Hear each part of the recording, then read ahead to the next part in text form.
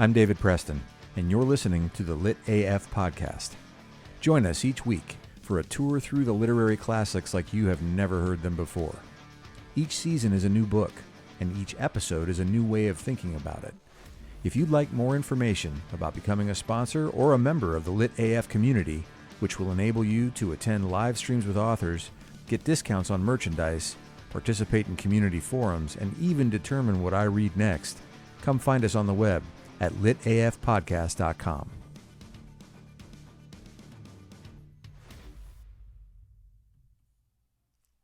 Hey everyone, and welcome back to the Lit AF podcast. Today we're going to talk Chapter 2 of The Great Gatsby. But one of the things I was thinking about is that the Gatsby is timeless. The Gatsby. I mean, what other kind is there? She's great. Partly because as I'm talking today, I'm thinking about all of the issues that surround us. The Russian invasion of Ukraine, the ongoing shit show of American cultural politics.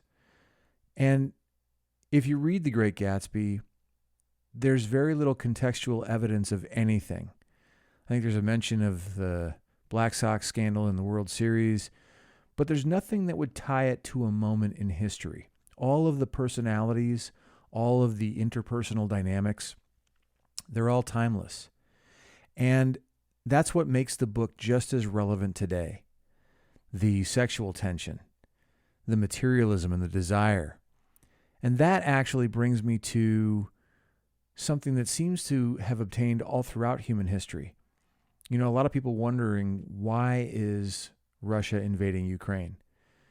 I'm not an expert. But what I do know is that the human condition seems to be typified by wanting something we don't have, by a sense of desire.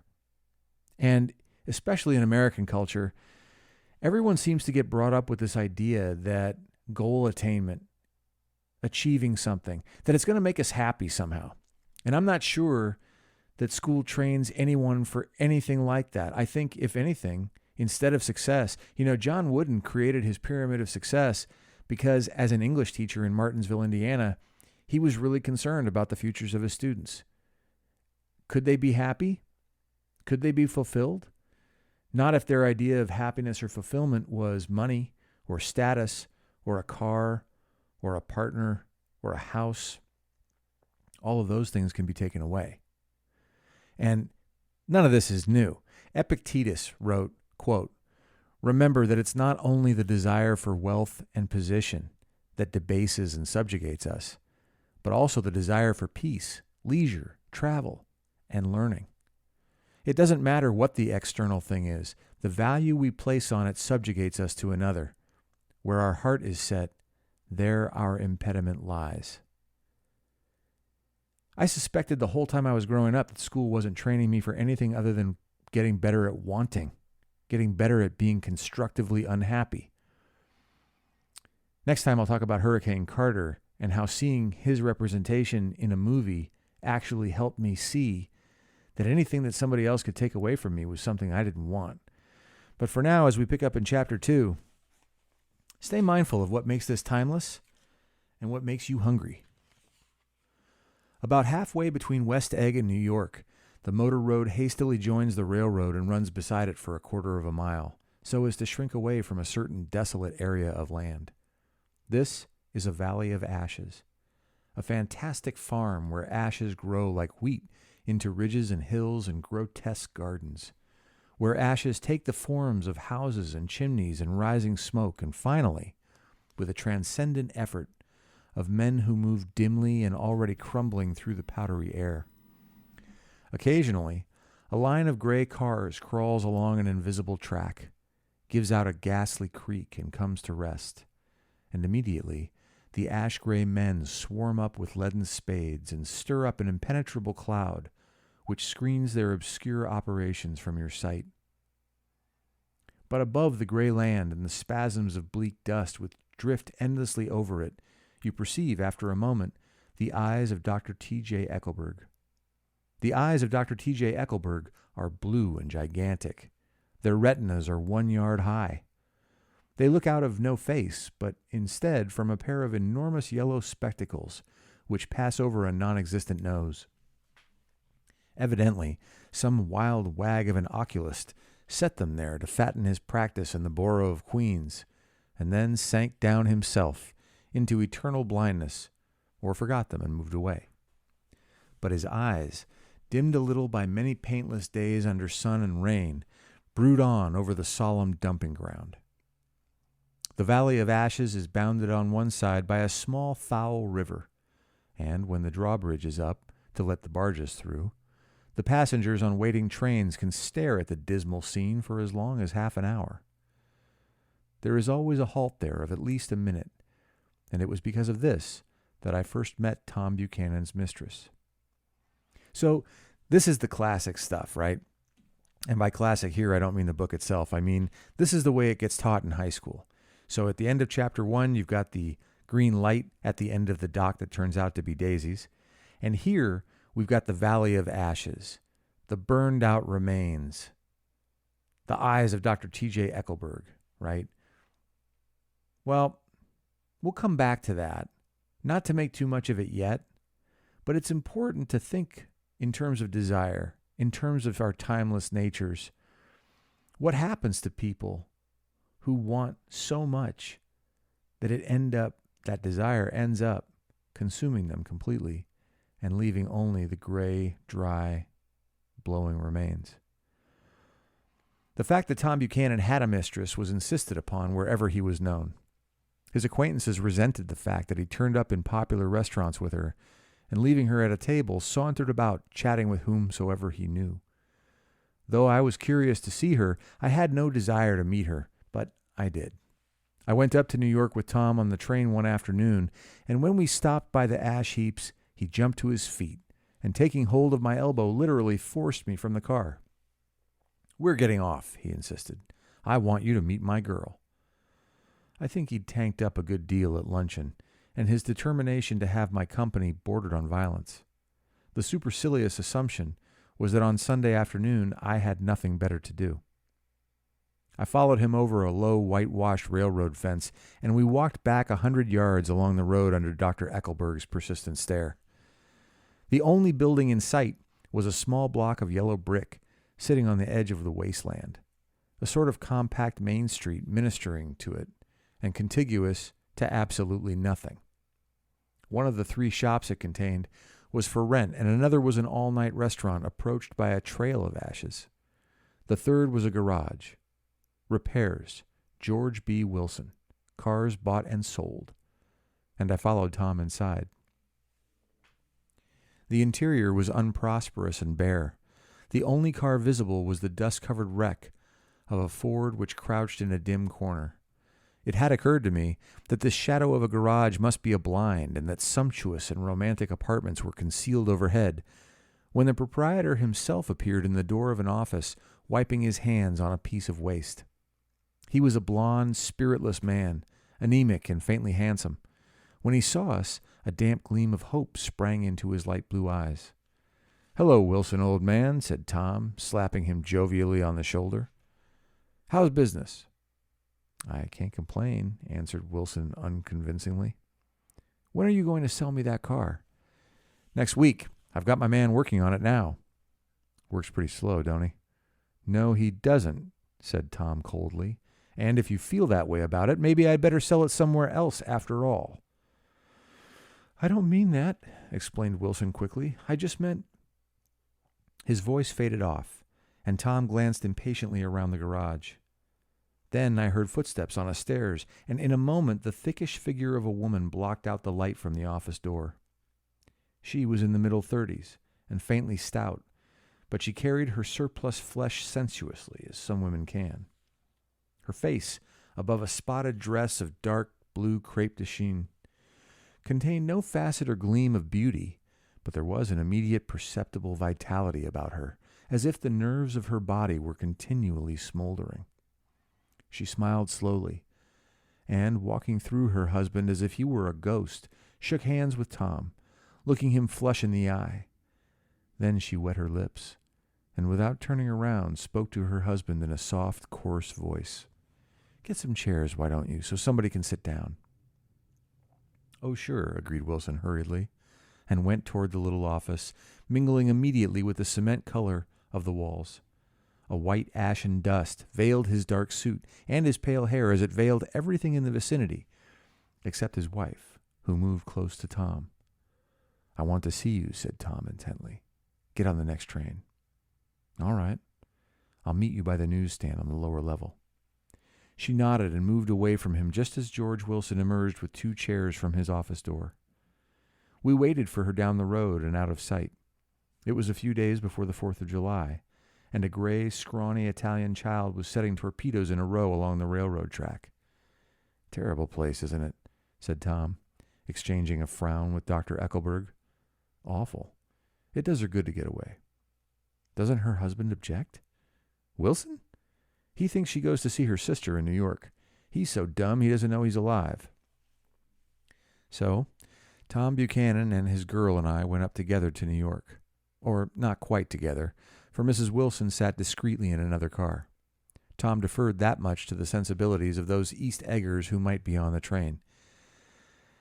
This is the point where I've looked at my students in classes and thought, holy fuck, how... You know, you grow up thinking about relationships. You've got friends who cheat on their girlfriends or their boyfriends or their non-binary friends. And at what point, given the way all of our social institutions seem to be heading right now, do we not account for what happens when we repeatedly and routinely break trust? How is it for young people to look at parents or role models of married couples and see what happens when a woman right in front of her husband orders him around, treats him with disrespect, and then goes to fuck somebody else? It leaves a mark. She had changed her dress to a brown-figured muslin which stretched tight over her rather wide hips as Tom helped her to the platform in New York. And what of that wanting we talked about in the very beginning? Who's we? I talked about, but I feel like you're here with me. What is it to want? You have a loving husband. He's got a garage. You have a loving wife, you think. What is it that we want outside of that? I heard a preacher once at a wedding say the grass is greenest where we water it, but what does that even mean anymore?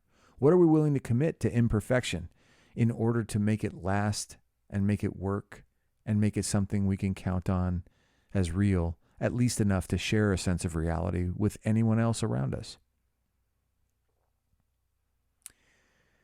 At the newsstand, she bought a copy of Town Tattle and a moving picture magazine, and in the station drugstore, some cold cream and a small flask of perfume.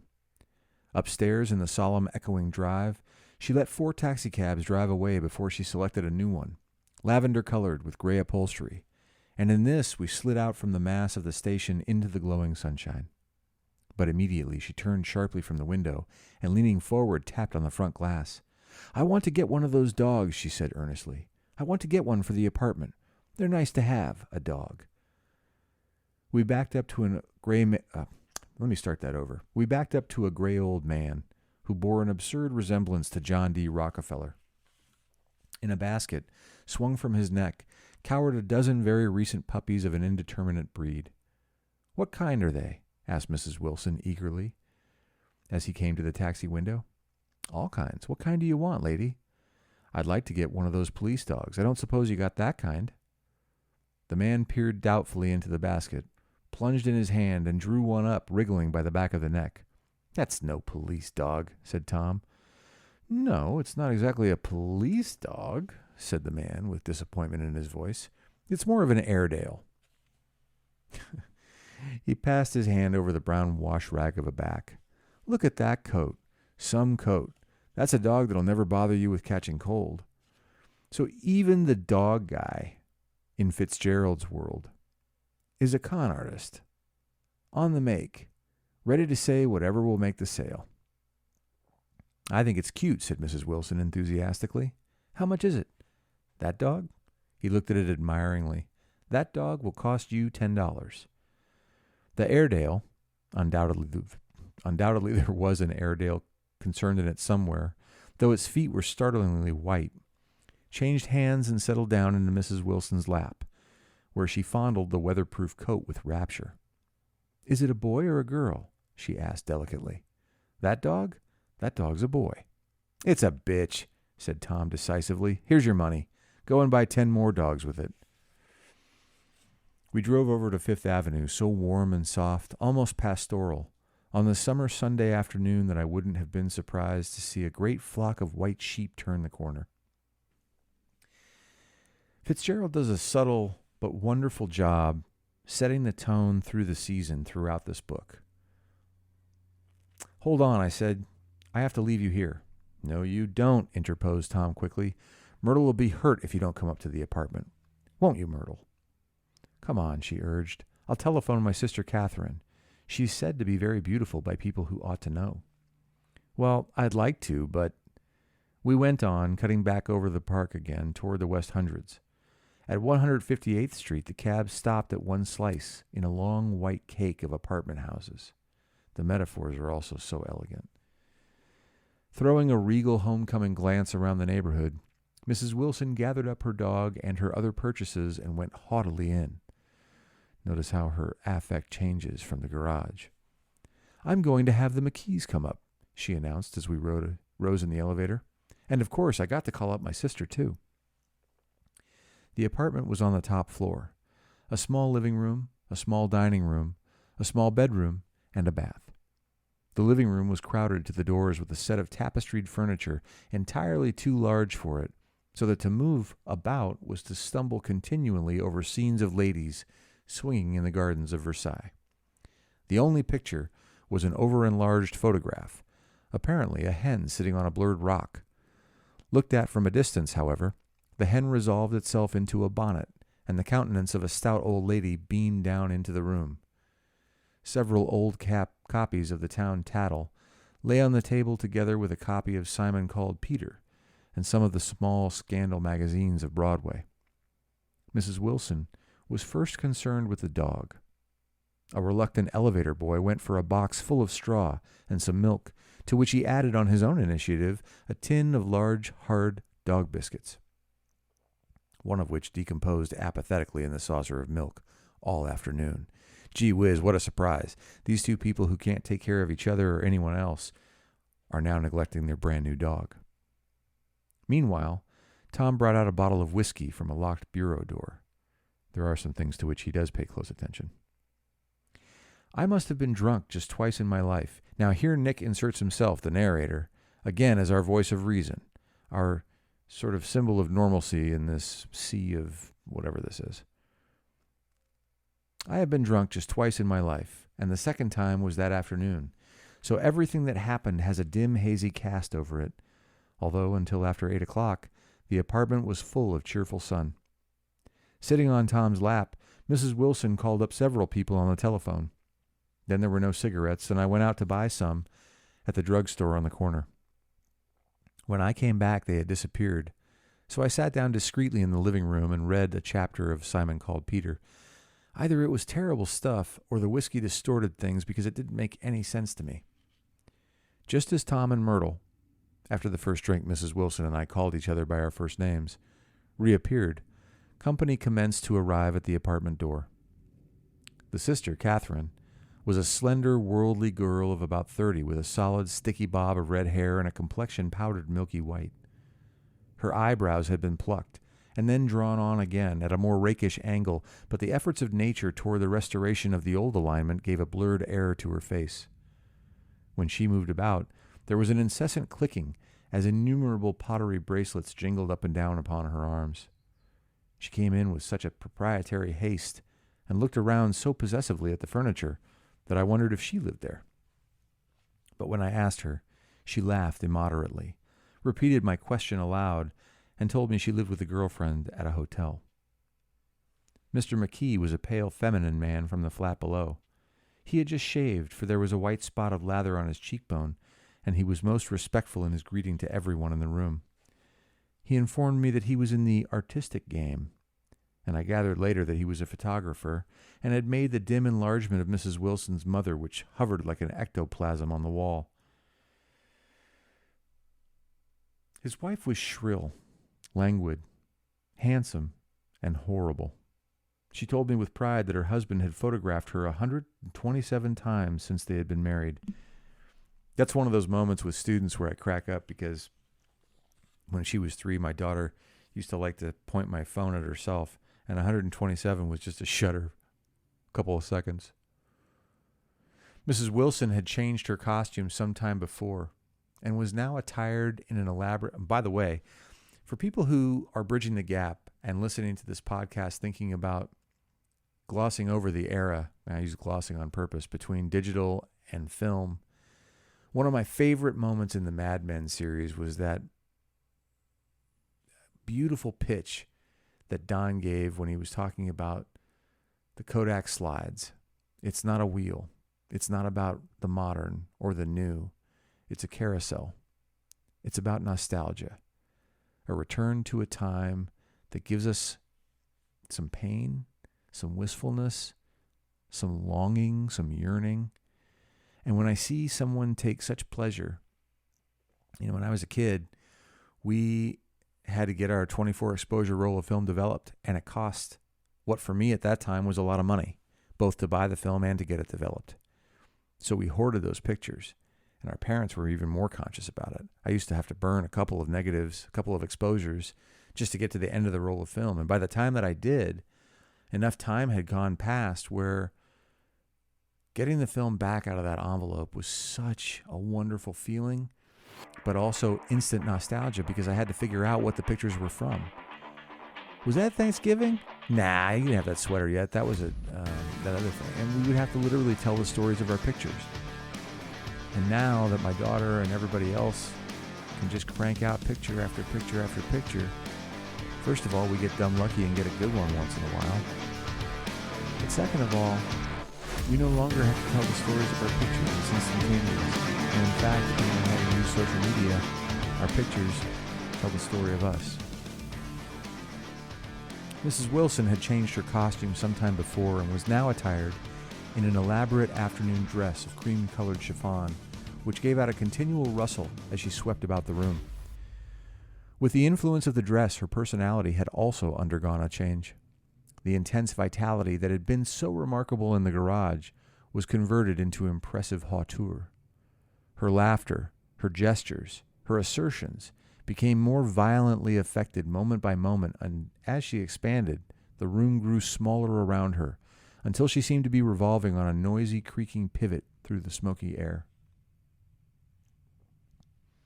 "My dear," she told her sister in a high, mincing shout, "most of these fellows will cheat you every time. All they think of is money.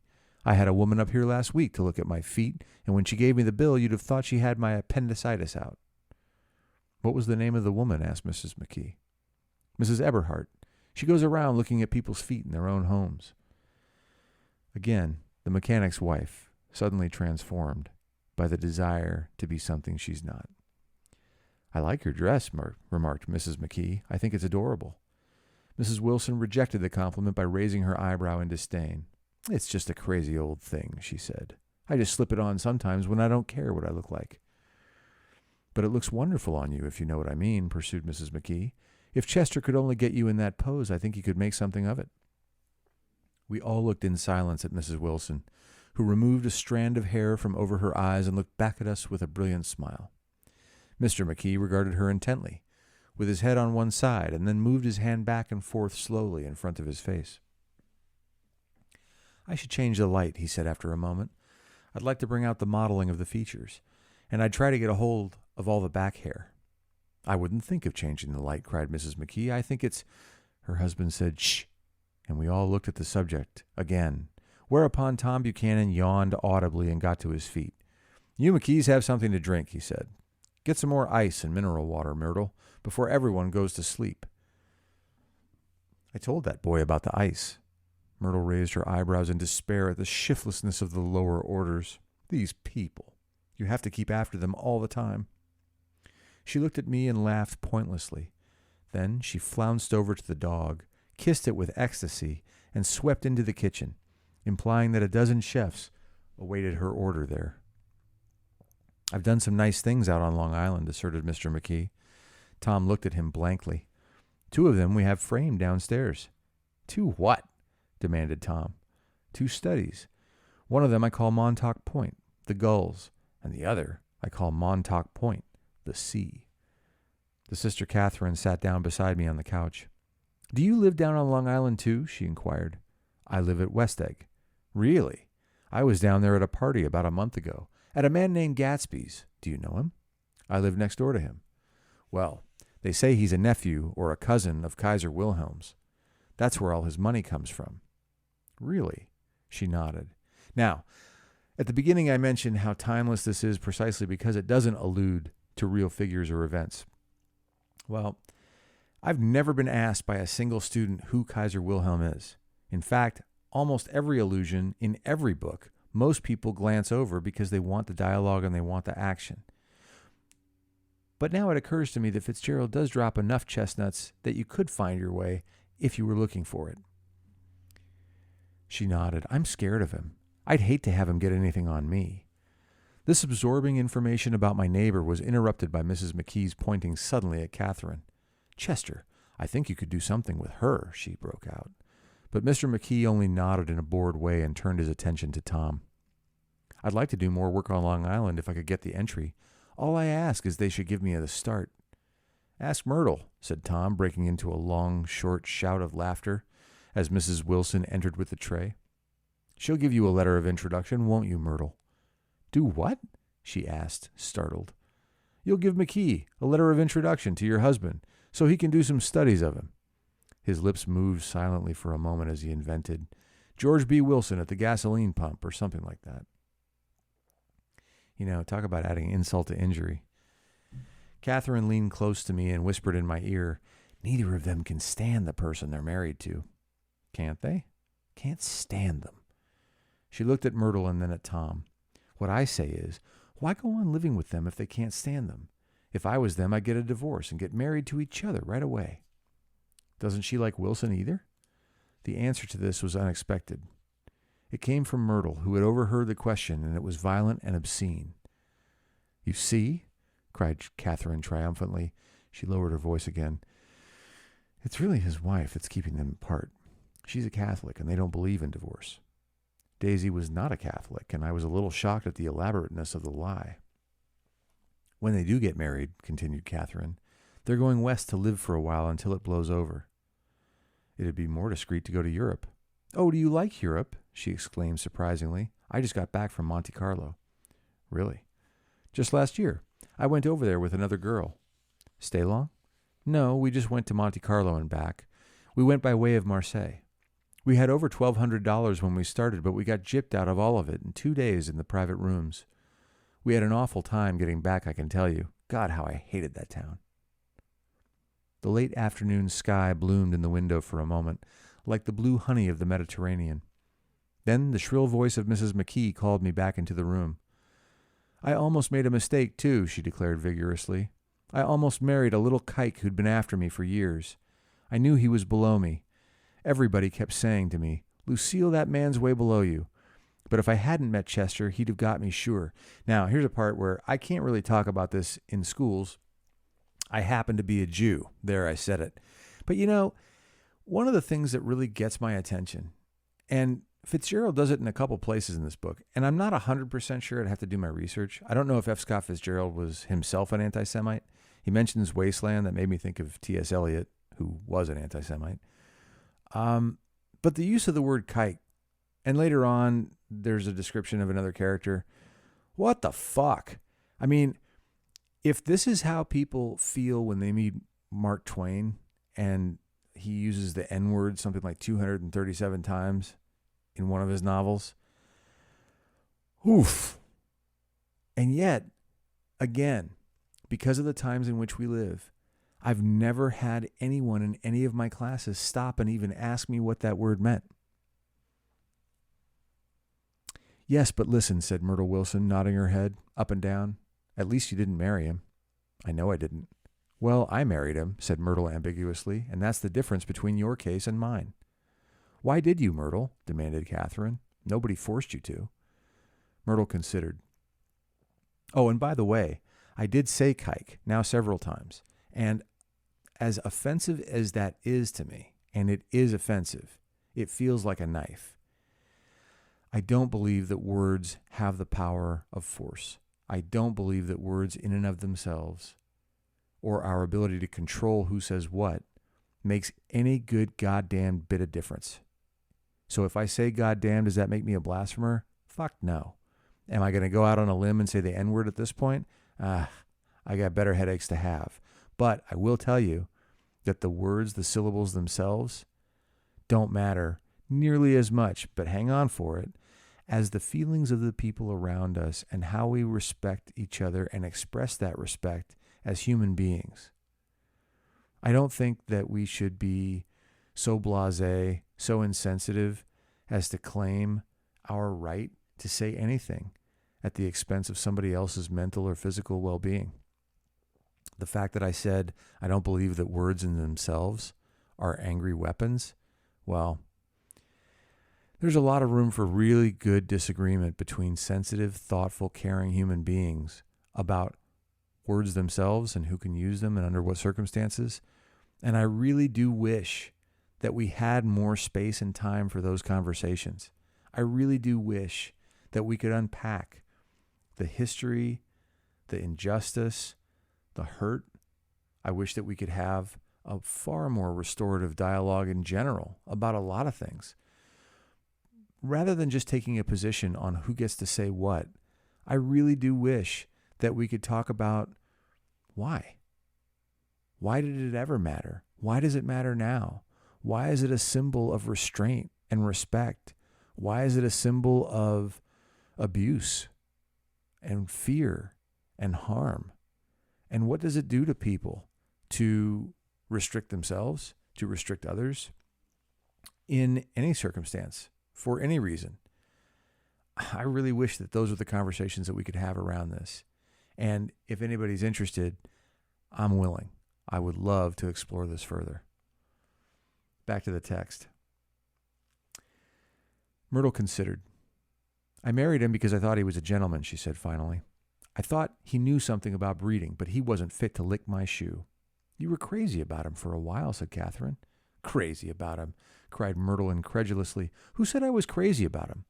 I never was any more crazy about him than I was about that man there. She pointed suddenly at me, and everyone looked at me accusingly. I tried to show by my expression that I had played no part in her past. The only crazy I was when I married him. I knew right away I made a mistake. He borrowed somebody's best suit to get married in and never even told me about it. And the man came after it one day when he was out. She looked around to see who was listening. Oh, is that your suit? I said. This is the first I ever heard about it. But I gave it to him, and then I lay down and cried to beat the man all afternoon. She really ought to get away from him, resumed Catherine to me. They've been living over that garage for 11 years, and Tom's the first sweetie she ever had. The bottle of whiskey, a second one, was now in constant demand by all present, excepting Catherine, who felt just as good on nothing at all. Tom rang for the janitor and sent him for some celebrated sandwiches, which were a complete supper in themselves. I wanted to get out and walk eastward toward the park through the soft twilight, but each time I tried to go, I became entangled in some wild, strident argument, which pulled me back as if with ropes into my chair. Yet high over the city, our line of yellow windows must have contributed their share of human secrecy to the casual watcher in the darkening streets. And I was him, too, looking up and wondering. I was within and without, simultaneously enchanted and repelled by the inexhaustible variety of life. Myrtle pulled her chair close to mine, and suddenly her warm breath. I was thinking about Myrtle and that conversation about the word kike, which I'm going to repeat one more time.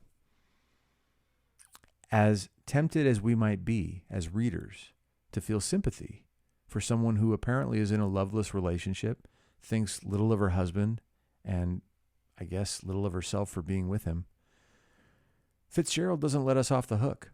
Fitzgerald reminds us at every step of the way that everyone in this, from the guy selling the dogs to Myrtle, is on the make, climbing, wanting, desiring more, and completely judgmental of anyone so misfortunate so as to be available to be put beneath them. I was going up to New York to see my sister and spend the night, Myrtle says. He had on a dress, suit, and patent leather shoes, and I couldn't keep my eyes off him. But every time he looked at me, I had to pretend to be looking at the advertisement over his head. When we came into the station, he was next to me, and his white shirt front pressed against my arm. And so I told him I'd have to call a policeman, but he knew I lied. I was so excited that when I got into a taxi with him, I didn't hardly know I wasn't getting into a subway train. All I kept thinking about over and over was, you can't live forever. You can't live forever. She turned to Mrs. McKee, and the room rang full of her artificial laughter. My dear, she cried, I'm going to give you this dress as soon as I'm through with it. I've got to get another one tomorrow. I'm going to make a list of all the things I've got to get. As if that will fill the gaping hole in her heart. A massage and a wave and a collar for the dog and one of those cute little ashtrays where you touch a spring, and a wreath with a black silk bow for Mother's grave that will last all summer. I got to write down a list so I won't forget all the things I got to do. It was 9 o'clock. Almost immediately afterwards, I looked at my watch and found it was 10. Mr. McKee was asleep on a chair with his fists clenched in his lap like a photograph of a man in action. Taking out my handkerchief, I wiped from his cheek the remains of the spot of dried lather that had worried me all the afternoon. The little dog was sitting on the table, looking with blind eyes through the smoke, and from time to time, groaning faintly. Even the dog is miserable. People disappeared, reappeared, made plans to go somewhere, and then lost each other, searched for each other, found each other a few feet away. Sometime toward midnight, Tom Buchanan and Mrs. Wilson stood face to face discussing in impassioned voices whether Mrs. Wilson had any right to mention Daisy's name. Daisy, Daisy, Daisy, shouted Mrs. Wilson. I'll say it whenever I want to. Daisy, Making a short, deft movement, Tom Buchanan broke her nose with his open hand. That sentence itself is like a fist. Then there were bloody towels upon the bathroom floor and women's voices scolding, and high over the confusion a long, broken wail of pain. Mr. McKee awoke from his doze and started in a daze toward the door. When he had gone halfway, he turned around and stared at the scene, his wife and Catherine scolding and consoling, as they stumbled here and there among the crowded furniture with articles of aid, and the despairing figure on the couch bleeding fluently and trying to spread a copy of Town Tattle over the tapestry scene of Versailles. Then Mr. McKee turned and continued on out the door. Taking my hat from the chandelier, I followed. Come to lunch someday, he suggested as we groaned down in the elevator. Where? Anywhere. Keep your hands off the lever, snapped the elevator boy. I beg your pardon, said Mr. McKee with dignity. I didn't know I was touching it. All right, I agreed. I'll be glad to. I was standing beside his bed, and he was sitting up between the sheets, clad in his underwear, with a great portfolio in his hands. Beauty and the Beast, Loneliness, Old Grocery Horse, Brook and Bridge. Then I was lying half asleep in the cold lower level of the Pennsylvania station, staring at the Morning Tribune and waiting for the 4 o'clock train. Everybody wants something, and the only question is who we are, how we act, and what we say along the way.